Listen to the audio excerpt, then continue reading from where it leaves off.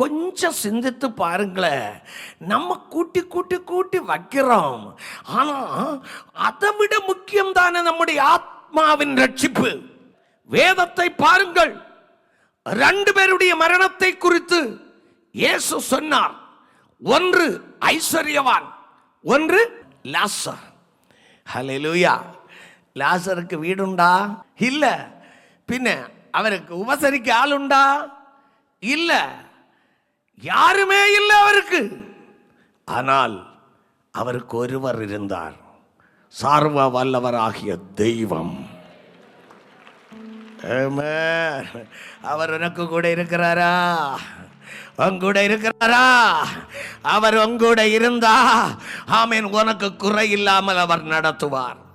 ஆனால் ஒரு நாள் லாசரு மரித்தான். ஆமென்.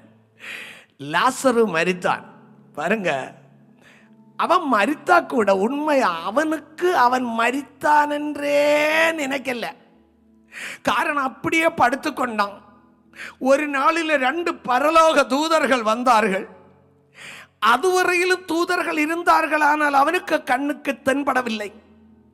அன்றைக்கு அந்த தூதர்கள் வந்து ஒருவன் இடப்பக்கம் ஒருவன் வலப்பக்கம் நிற்கிறான். ஆமென். அவர்கள் சொன்னார்கள், மகனே லாசர், நமக்கு போவோம் சொந்த தேசத்தில். எவ்வளவு சந்தோஷம் பாருங்க. ஆமென். அவன் பார்த்தான், திறந்த பரலோகத்தை பார்த்தான். ஹல்லேலூயா.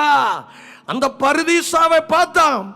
ஆமென். தூதர்களும் இவனுமாக பறந்து பறந்து பறந்து அந்த பரதீசாவிலே போய் சேர்ந்தார்கள்.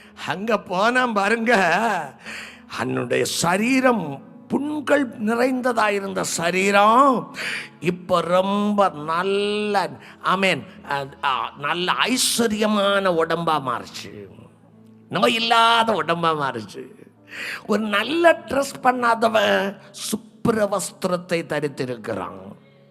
இங்க குப்பை தொட்டியில கிடந்தவன் ஒரு ராஜகுமாரனாக இருக்கிறான்.